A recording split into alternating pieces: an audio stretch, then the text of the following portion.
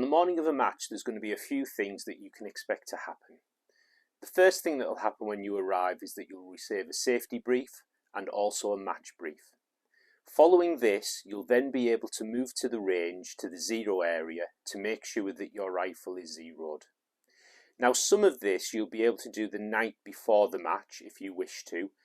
For example, on the 1st of March, for our first match up in Scotland, we're actually going to be going to an indoor range on the Friday night where you can zero your rifle, and also we can take care of some of the other admin that will normally happen on the morning of the match. That's not compulsory, but it will help us the following day if you do come along on that Friday night. Okay, so after the briefs and the zeroing session, we'll then ask you to register your rifle with us.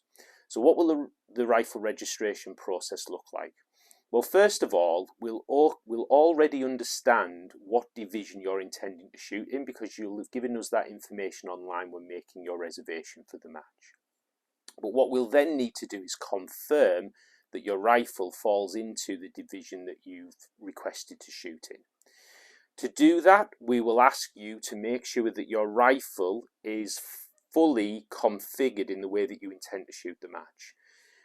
With scope, any additional items that aid in shooting, such as electronic levels, dope card holders, whatever else that needs to be on the rifle, muzzle brake, moderator, bipod, anything that you're going to be using on your rifle to shoot that match, you need to come up to the rifle registration already with that in place.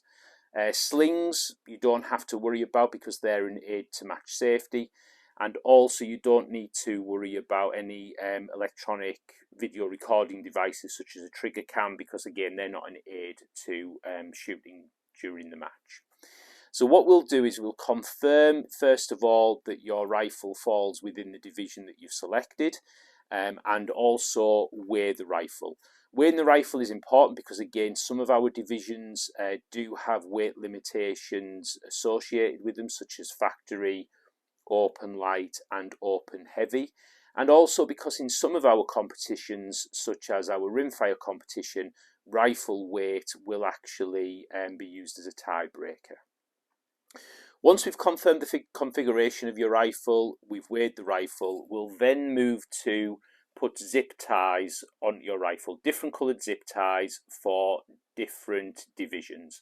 And we'll typically install these on your scope. You might be able to see that there's a blue zip tie on here. When my rifle was checked in at the World Championships in Colorado this summer, I just haven't got round to removing it. We'll put a zip tie around your bipod and around the rifle itself. Now, what does that do? Well, that means that anybody can quickly see, just by a glance, which division your rifle is entered into. And if any equipment on your rifle is swapped out during a match, again, we'll be able to readily identify that.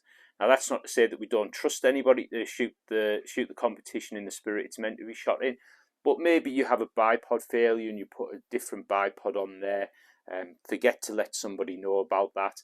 We'll be able to quickly identify that that's happened, and then we may ask you to weigh your rifle again just to make sure that that hasn't changed anything in terms of the classification that your rifle now falls under.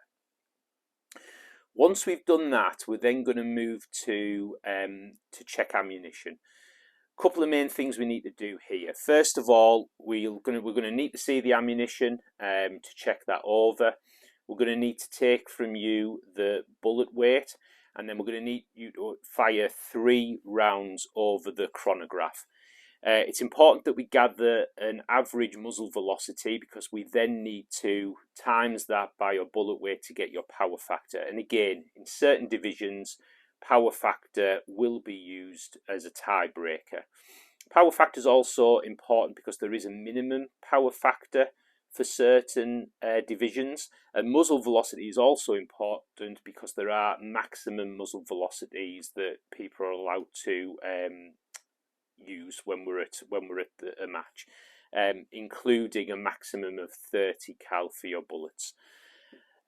Okay, so once that's all done and out of the way, we'll then move to get everybody squadded into their squads along to their first holding areas, ready to shoot their first stage. So you won't get a course of fire at the match. You'll only understand what targets you're engaging when you get up to a holding area, but we will provide you with important information such as where all the holding areas and stages are located, so that you can easily move on to your next holding area, your next stage, ready to shoot. Okay, thanks for watching, and we look forward to welcoming you at our first matches.